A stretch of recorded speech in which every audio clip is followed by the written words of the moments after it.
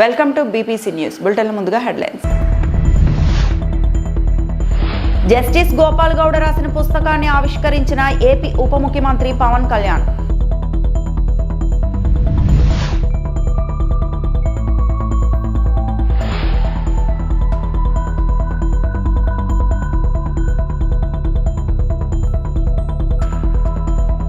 బాధిత విద్యార్థులకు మెరుగైన వైద్య సేవలు మంత్రి అనిత.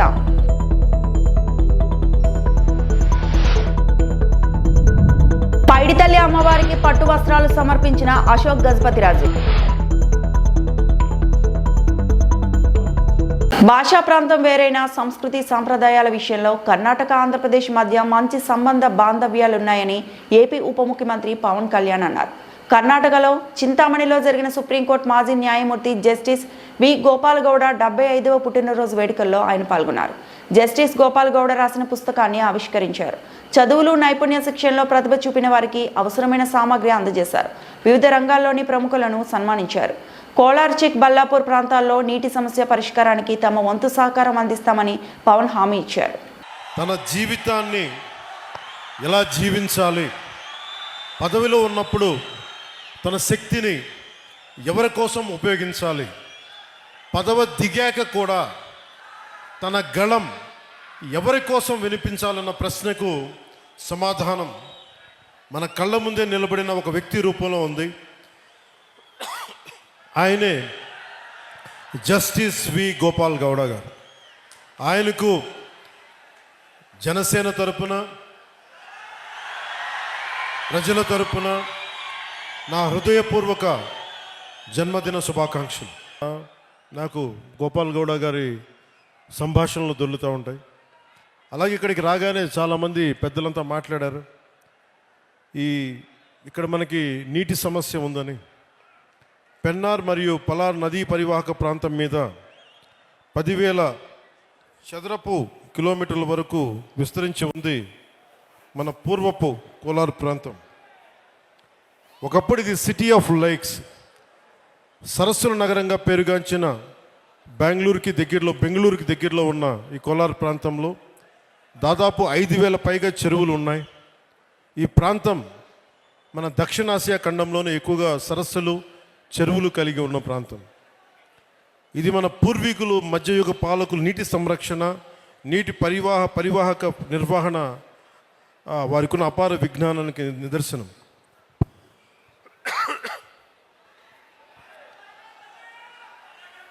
అలాగే ఇది మన జిల్లాలన్నీ కూడా ల్యాండ్ లాక్ రీజియన్స్ కాబట్టి నీటిని అందించడం మీద ఎలాంటి చర్యలు చేపట్టాలి అనేది చాలా బలంగా మాట్లాడారు అందరూ. దానికి సంబంధించిన ఇన్ఫర్మేషన్ కూడా ఇచ్చారు. అలాగే కోలార్, చిక్బళ్ళాపూర్ జిల్లాలు బెంగళూరుకు ఆహారాన్ని అందించే అక్షయ పాత్ర ఈ రోజున నీటి ఎద్దడితో ఇబ్బంది పడుతూ ఉన్నారు. దీనికి సంబంధించి సోదర భావంతో మీ సమస్యని పరిష్కరించడం కోసం ఒక ప్రయత్నం చేస్తారని మీకు తెలియజేసుకుంటా ఉన్నాను.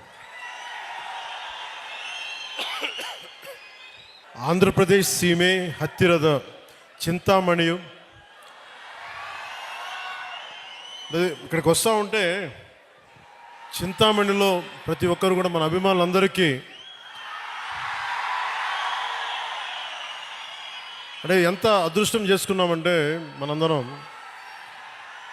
మీ అందరి అభిమానం, మీ అందరి ప్రేమ ఒక మహోన్నతమైన న్యాయమూర్తి 75వ సంవత్సరం పుట్టినరోజుకి మనం అందరం వచ్చి మీ శుభాకాంక్షలు, మీ ఆశీస్సులు ఆయనకి నిండుగా ఉన్నాయి. పార్వతీపురం మన్యం జిల్లా కురుపం ఏకలవ్య బాలికల గురుకుల పాఠశాలలో అస్వస్థతకు గురై కేజీహెచ్లో చికిత్స పొందుతున్న విద్యార్థులను హోంమంత్రి అనిత పరామర్శించారు.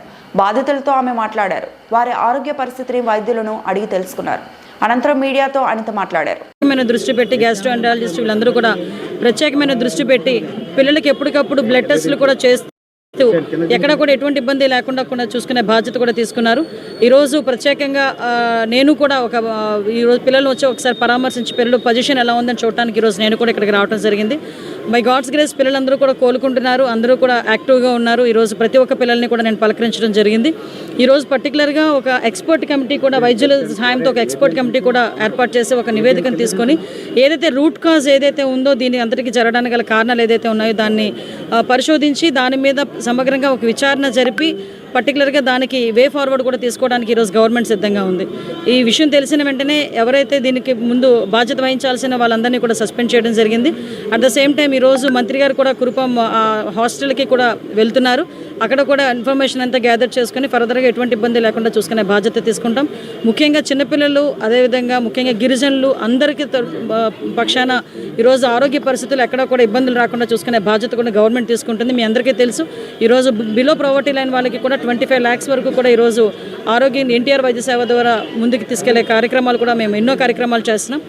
వైద్యం పరంగా కూడా ఎవరికి ఎటువంటి ఇబ్బంది లేకుండా చూసుకునే బాధ్యత తీసుకుంటున్నాం. ప్రత్యేకంగా స్కూల్స్లో ఎటువంటి ప్రాబ్లమ్స్ రాకుండా, ఎస్పెషల్లీ వర్షాకాల సమయంలో ఫుడ్ కానీ వాటర్ కానీ ఇచ్చేటప్పుడు ఎటువంటి ప్రాక్టీసెస్ చేయాలన్న దాని మీద కూడా ఒక SOP ఇచ్చి దాని ప్రకారంగా అన్ని హాస్టల్స్లోనే కూడా జరిపించే బాధ్యత కూడా తీసుకుంటాం. అంటే మాత్రం పాటు సదుపాయం లేదు, తాగడానికి మంచి ఇల్లు కూడా లేదు, కుటుంబ ప్రభుత్వం అంతా ప్రచార ఆర్భాటం తప్ప ఏమీ లేదని వైసీపీ అంటుంది.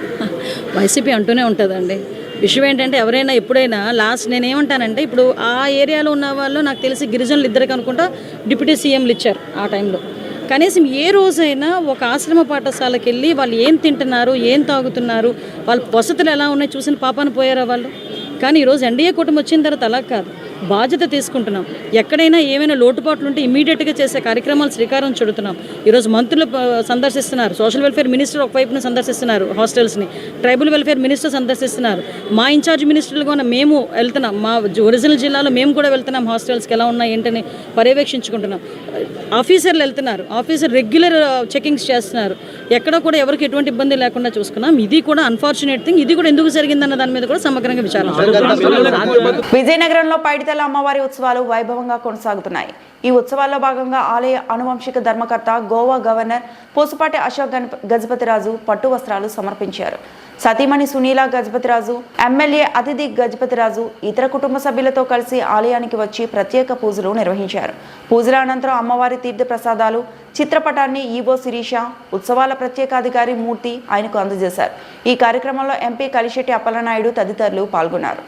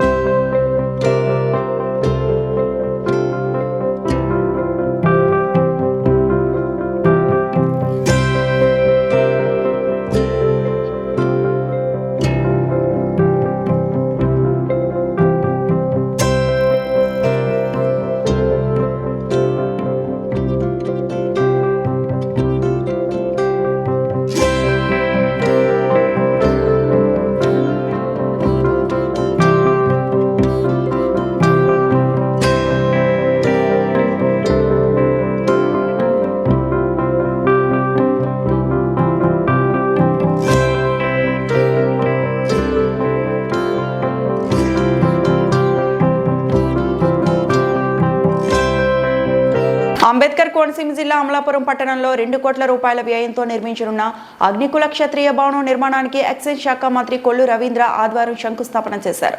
ఈ సందర్భంగా మంత్రి రవీంద్ర మాట్లాడుతూ సామాజిక వర్గ భవనాలు పిల్లల అభివృద్ధికి దోహదపడతాయని అన్నారు. కూటమి ప్రభుత్వంలో అన్ని వర్గాలకు మేలు జరుగుతోందని అన్నారు. అయితే వైసీపీ విష ప్రచారం చేస్తుందని విమర్శించారు. ఈ శంకుస్థాపన కార్యక్రమంలో అమలాపురం శాసనసభ్యులు ఐనాబతుల ఆనందరావు, నర్సాపురం ఎమ్మెల్యే బొమ్మడి నాయకర్, పుదుచ్చేరి రాష్ట్ర ఢిల్లీ అధికార ప్రతినిధి మల్లాడి కృష్ణారావు తదితరులు పాల్గొన్నారు.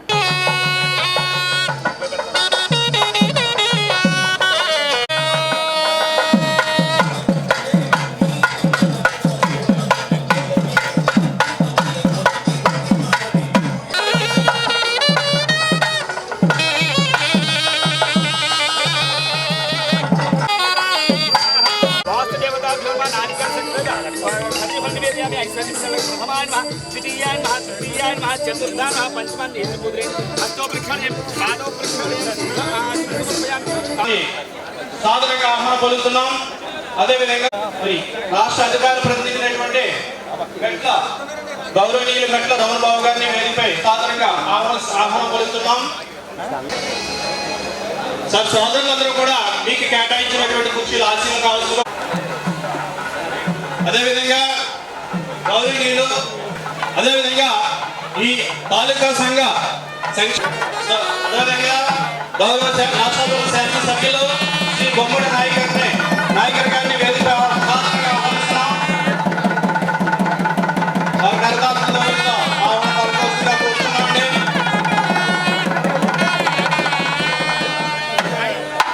అసెంబ్లీ నియోజకవర్గ కేంద్రమైనటువంటి నాయకర్ గారు కూడా అండగా ఉండి మేము నలుగురు వెళ్ళి ముఖ్యమంత్రి గారిని కలిసి ఈ ప్రాంతంలో అగ్నికుల క్షత్రియ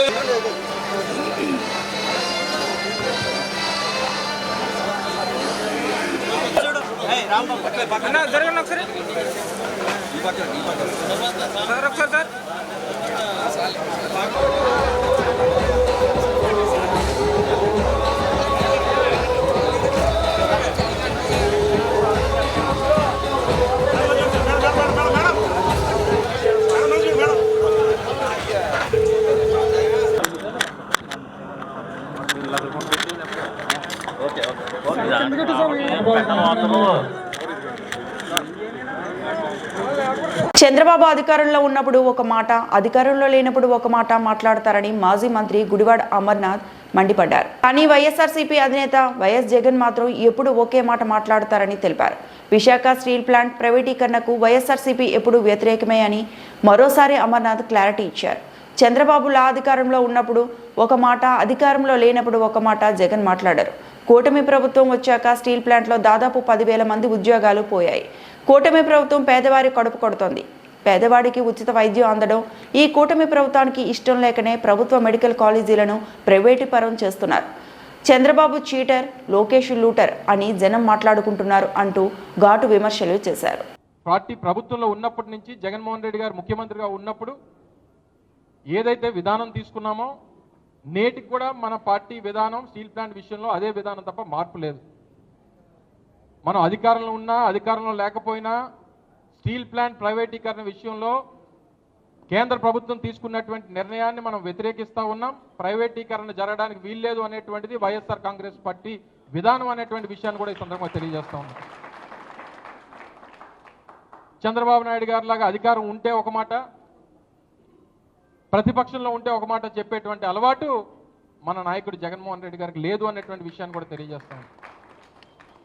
ఆయన ప్రతిపక్షంలో ఉంటే కొనడానికి వాడేవాడు, అమ్మడానికి వీడేవాడు అనేటువంటి డైలాగులు కొట్టేటువంటి అలవాటు కూడా మనకు లేదు. నేను ఈరోజు ఈ ప్రాంతం నుంచి ఉత్తరాంధ్ర ప్రాంత వాసిగా ఈరోజు కేంద్రంలో కేబినెట్లో ఉన్నటువంటి రామ్మోహన్ నాయుడు గారిని డిమాండ్ చేస్తూ ఉన్నాం. మీరు కేంద్ర కేబినెట్లో మంత్రిగా ఉన్నారు, ఈ రాష్ట్ర ప్రజల తరపున రిప్రజెంటేటివ్గా ఉన్నారు. ప్రతిపక్షంలో ఉన్నప్పుడు మీరు పార్లమెంట్ సభ్యుడిగా ఆ ప్రాంతానికి వచ్చి స్టీల్ ప్లాంట్ కార్మికులను ఉద్దేశించి మాట్లాడినటువంటి మాటలను ఒకసారి గుర్తు చేసుకోమని చెప్పి కోరుతా ఉన్నాం. లేదు మేము స్టీల్ ప్లాంట్ని ప్రైవేట్ పరం చేస్తామనేటువంటి నిర్ణయం కేంద్రంలో తీసుకుంటే మీరు ఈ ప్రాంత వాసిగా మీరు రాజీనామా చేయాల్సినటువంటి బాధ్యత వారు ఈ సంవత్సరాల కాలంలో ఇచ్చింది ఒకటి చెప్పమనండి. అవసరం లేదు వాళ్ళకి, పెద్ద అంటే పేదవాడికి ఏదైనా చేయాలనేటువంటి తాపత్రయం కూడా వాళ్ళకి లేదు.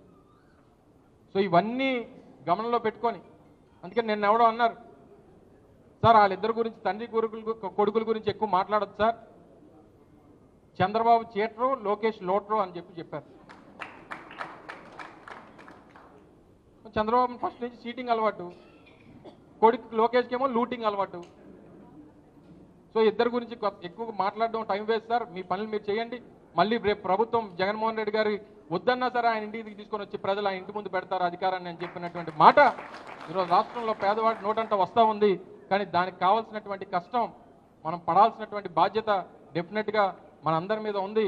కానీ మొట్టమొదటిసారిగా ఈరోజు ఉత్తరాంధ్ర పర్యటనకి ప్రజా సమస్యల మీద వస్తున్నటువంటి తరుణంలో మీరు స్వాగతం విశాఖపట్నం జిల్లా సిటీలో స్వాగతం పలికితే దానికి ముగింపు నర్సీపట్నం కాలేజీలో బ్రహ్మాండంగా ఇచ్చేటువంటి బాధ్యత అనకాపల్లి జిల్లా తీసుకుంటుంది అనేటువంటి విషయాన్ని కూడా మీ అందరికీ సందర్భంగా తెలియజేసుకుంటున్నాను. ఏలూరు జిల్లా జంగారెడ్డిగూడెంలో జరిగిన కర్రి రాజేష్ అనే వ్యక్తి హత్య కేసులో 6 నిందితుల్ని అరెస్టు చేశారు. నిందితుడు హతుడు పలు దొంగతనాల కేసులో ముద్దాయిలు. చోరీ సొత్తు పంపకాల్లో వచ్చిన విభేదాల కారణంగా తన అనుచరులతో కలిసి రాజేష్ను హత్య చేసిన కాసిం నిందితుల వద్ద నుండి 2 చాకులు, 3 ద్విచక్ర వాహనాలు, 5 మొబైల్ ఫోన్లు స్వాధీనం చేసుకున్నారు.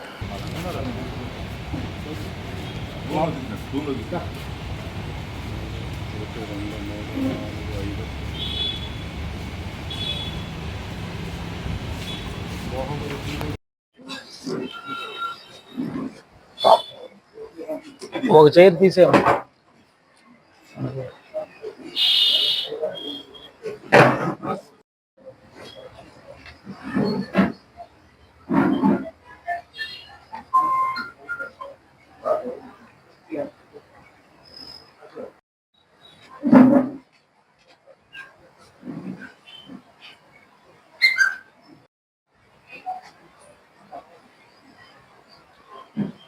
ఓకేనా?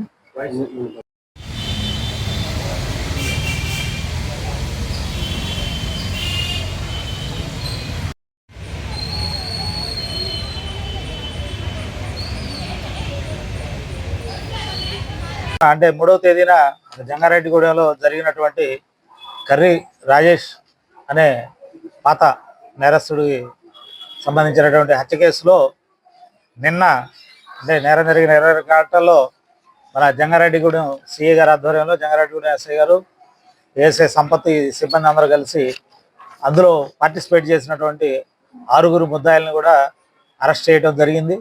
వాళ్ళని ఈరోజు కోర్టుకు ప్రొడ్యూస్ చేయడం జరుగుతుంది. వీళ్ళకి గతంలో వరంగల్ ప్రాంతంలో చేసినప్పుడు దొంగతనాల్లో వచ్చినటువంటి సొత్తు పంచుకునే దగ్గర వచ్చిన మనస్పర్ధల కారణంగా ఈ హత్య అనేది జరిగింది. ఇతను రాజేష్ ఇంటి దగ్గర ఉండగా వీళ్ళు వెళ్ళి అతన్ని తీసుకొని బైనేరు ఒడ్డులో అతన్ని పొడిచి గొంతు కట్ చేసి చంపడం అనేది జరిగింది.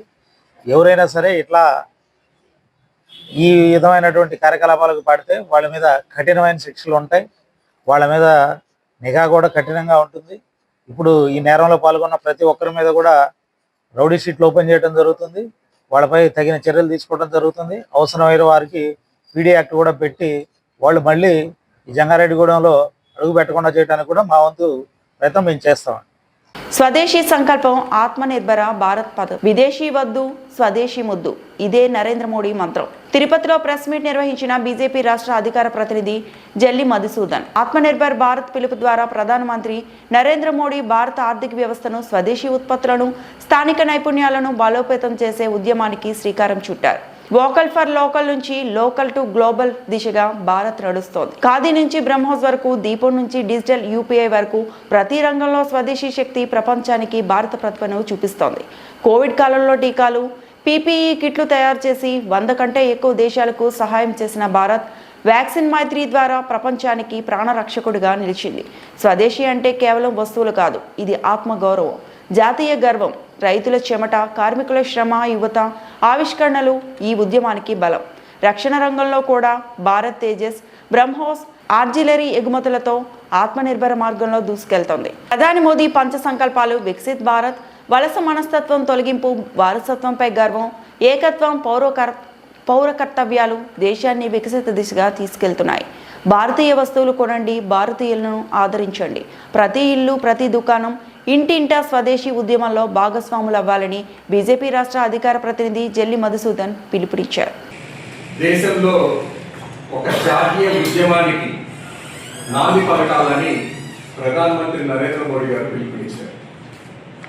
5 ఏళ్ల క్రితమే ప్రధానమంత్రి నరేంద్ర మోడీ గారు ఆత్మలో ఉన్న ప్రతి అణువుని ఆత్మ గౌరవంలో నిలబెట్టే విధంగా, జాతీయ గర్వాన్ని నిలబెట్టే విధంగా ఆయన ఆ రోజు సంకల్పించిన ఆత్మనిర్భర భారత్ ఈ రోజు దగ్గర దేశవ్యాప్తంగా అన్ని ప్రపంచ దేశాలు ఏవైతే సవాలు విసిరాయో వాటికి ప్రతిస్పందనగా తీసుకొచ్చినదే ఆత్మనిర్భర భారత్.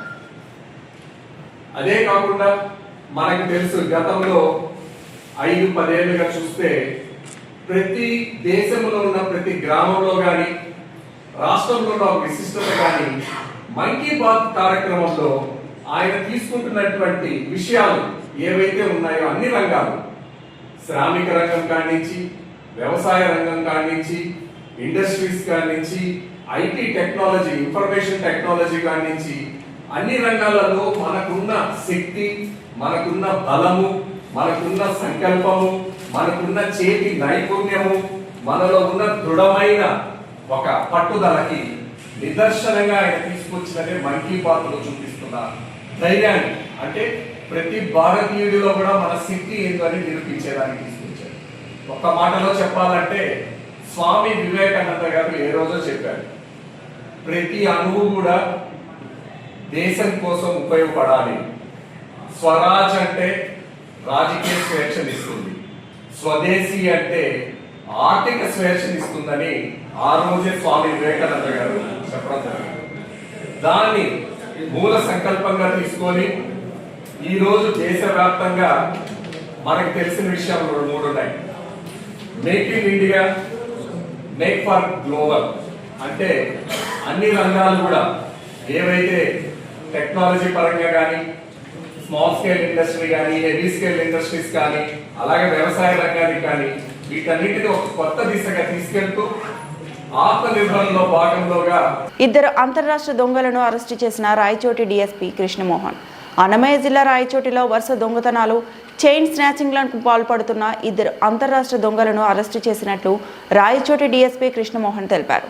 రాయచోటి అర్బన్ పోలీస్ స్టేషన్లో ఏర్పాటు చేసిన మీడియా సమావేశంలో ఆయన మాట్లాడుతూ కడపకు చెందిన షేక్ నౌమాస్ అలియాస్ మస్తాన్, హైదరాబాద్కు చెందిన మహమ్మద్ షా అలీ జబ్రీ అలియాస్ సోహెల్ అనే ఇద్దరు దొంగలను అరెస్టు చేసి వారి వద్ద నుంచి సుమారు 30,80,000 విలువ గల 312 గ్రాముల బంగారు ఆభరణాలు, 150 గ్రాముల వెండి ఆభరణాలతో పాటు ఓ బుల్లెట్ బైక్ వాహనాన్ని స్వాధీనం చేసుకున్నామన్నారు.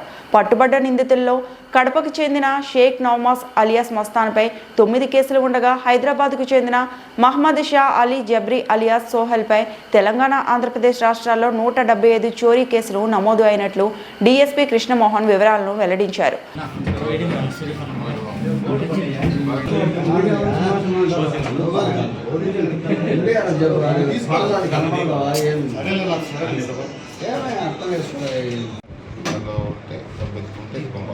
లేదంటే ఇది ఉంటే తీసుకొని రాకపోతాడు. దానిలో ఉంటే పెట్టుకుంటే ఇవ్వకపోతాడు, లేదంటే ఇది ఉంటే తీసుకొని రాకపోతాడు. నిన్నటి దినం సాయంత్రము అనగా 4/10/2025 తేదీ నిన్న సాయంత్రం, మళ్ళీ ఈరోజు 5/10/2025 తేదీ ఉదయం ఒక ఇద్దరు దొంగల్ని మనం అరెస్ట్ చేయడం జరిగింది రాయచోటి అర్బన్ పోలీసు వాళ్ళు. దీంట్లో షేక్ నౌమాన్ అలియాస్ మస్తాన్, వయసు 24 సంవత్సరాలు, తండ్రి మొహిద్దీన్. ఇతను మన కడప టౌన్ వాస్తవ్యుడు. ఇతను ఇళ్ల దొంగతనాలు చేస్తాడు. ఇతను పాత నేరస్తుడే. ఇతను రాయచోటి పోలీస్ స్టేషన్ పరిధిలో 4 ఇళ్ల దొంగతనాలలో ఇతను అరెస్ట్ చేయడం జరిగింది. ఇతను ఏప్రిల్ నుండి ఈ దొంగతనాలు చేయడం జరిగింది. మనకి అన్నమయ్య జిల్లా ఎస్పీ గారు శ్రీ ధీరజ్ పునుగులి గారు ఐపీఎస్ గారి ఆదేశాల మేరకు ఈ యొక్క ఇళ్ల దొంగతనాలు, చైన్ స్నాచింగ్ చేసే వాళ్ళ మీద నిఘా వేయడం జరిగింది. మేము తర్వాత సిసిఎస్ పోలీస్ స్టేషన్ అన్నమయ్య జిల్లా వాళ్ళ ఇద్దరి సంయుక్తంగా మనము ఈ కేసుల మీద నిఘా పెట్టి దీంట్లో భాగంగా నిన్నటి దినము ఈ నౌమాన్ అలియాస్ మస్తాన్ అనే అతన్ని అరెస్ట్ చేయడం జరిగింది. అరెస్ట్ చేసి అతని దగ్గర నుండి మొత్తము ఈ 4 కేసులకు సంబంధించి 215 గ్రాముల బంగారు, 150 గ్రాముల వెండి ఆభరణాలు రికవరీ చేయడం అయింది. దీని యొక్క విలువ సుమారుగా 21,30,000 ఉంటుంది. దీంట్లో ఈ 4 కేసులే కాకుండా కడప జిల్లాకు సంబంధించిన 3 కేసులు కూడా ఇతను అడ్మిట్ అయ్యాడు. టోటల్గా ఇతను 7 కేసులు మనకి ఒప్పుకోవడం జరిగింది. ఇతని మీద ఇంత మునుపు పొద్దుటూరు 1 టౌన్లోను, 2 టౌన్లోను, బనగానపల్లి, ఎర్రగుంట్ల, మైదుకూరు, జమ్మలమడుగు, కాజీపేట ఈ పోలీస్ స్టేషన్లో ఈ దొంగతనాల కేసులు ఉన్నాయి. ఇతను పాత నేరస్తుడు. ఇతను ఈరోజు మేము ఈ దర్యాప్తు కంప్లీట్ చేసుకున్న తర్వాత రిమాండ్ చేయడం జరుగుతుంది. అదేవిధంగా ఈరోజు ఉదయం సిసిఎస్ పోలీసులు, రాయచోటి అర్బన్ పోలీసులు సంయుక్తంగా ఈ యొక్క చైన్ స్నాచింగ్కి పాల్పడుతున్న ఈ హైదరాబాద్ తెలంగాణ వాసేవుడు ప్రస్తుతం కడప టౌన్లో మోచంపేటలో ఉంటా ఉన్నాడు. Mohammed Shah Ali Jabri alias Sheikh Mohammed Rehman alias Abdullah alias Sohail, ఇతనికి 39 years. ఇతను కూడా పాత నేరస్తుడే. ఇతని మీద తెలంగాణలో సుమారుగా 175 కేసులు ఉన్నాయి. ఇతను అన్ని చైన్ స్నాచింగ్ కేసెస్. ఇతను కూడా అరెస్ట్ చేసి మన రాయచోటి టౌన్కి సంబంధించిన 2 కేసుల్లో రికవర్ చేయడం జరిగింది. ఒకటి రీసెంట్గా మనకి జరిగింది రాయచోటి టౌన్లో, ఇంకొకటి 2023లో జరిగిన కేసు కూడా ఇతను అడ్మిట్ కావడం జరిగింది. అదేవిధంగా కడప జిల్లా చెన్నూరు పోలీసులకు సంబంధించిన కేసులో కూడా ఇతన్ని అరెస్ట్ చేయడం జరిగింది. ఆ కేసు కూడా ఇతను ఒప్పుకోవడం జరిగింది. ఇతని దగ్గర నుండి మొత్తము ఈ 3 తాలిబొట్టు చైన్లు అంతా కూడా 95 గ్రాముల బరువు ఉంటుంది. అది దాని విలువ సుమారు 9,50,000 రూపాయలు. ఇతన్ని కూడా ఈరోజు మనం అరెస్ట్ చేయడం జరిగింది. దీంట్లో కూడా తరో ఇంటరాగేషన్ చేసి ఇతను కూడా ఈరోజు రిమాండ్ చేయడం జరుగుతుంది. మొత్తం మీద మా ఎస్పీ శ్రీ ధీరాజ్ ఐపీఎస్ గారి యొక్క ఆదేశాల మేరకు మా టౌన్ ఇన్స్పెక్టర్ గారు శ్రీ చలపతి గారు, తర్వాత వాళ్ళ ఎస్ఐలు బాలకృష్ణ, జహీర్, అదేవిధంగా సిసిఎస్సిఏ గారు చంద్రశేఖర్ గారు, వాళ్ళ ఎస్ఐఎస్ రామకృష్ణ, తర్వాత మా సిబ్బంది అమర్నాథ్, బాబ్జీ, రామకృష్ణ, సురేంద్ర మరియు సిసిఎస్ సిబ్బంది బర్కత్, మహేంద్ర, వీళ్ళంతా కూడా ఒక టీమ్గా తయారు చేసి ఈ యొక్క నేరాలు చేసే వాళ్ళ మీద నిఘా పెట్టి మా యొక్క ఎస్పీ సార్ యొక్క ఆదేశాల మేరకు ఈరోజు నిన్న అరెస్ట్ చేయడం జరిగింది. వీళ్ళందరూ కూడా రివార్డు కోసం అని చెప్పి మా ఎస్పీ గారికి మేము రికమెండ్ చేయడం జరుగుతుంది. కాబట్టి మా వైపు నుంచి ప్రజలకు విజ్ఞప్తి ఏమంటే, మేము ఈ దొంగలు ఇంటరాక్ట్ చేసినప్పుడు మా దృష్టికి వచ్చినట్టు ఏమంటే, చాలామంది ఇండ్లకి తాళాలు వేయకుండానే అట్లే ఓపెన్గా పెట్టుకొని వాళ్ళు నిద్రపోవడము, పైన డాబా మీద పండుకోవడము ఈ రకంగా చేస్తూ ఉన్నారు. దానివల్ల ఏమంటే ఈ యొక్క దొంగ ఈ వార్తలు ఇంతటితో సమాప్తం.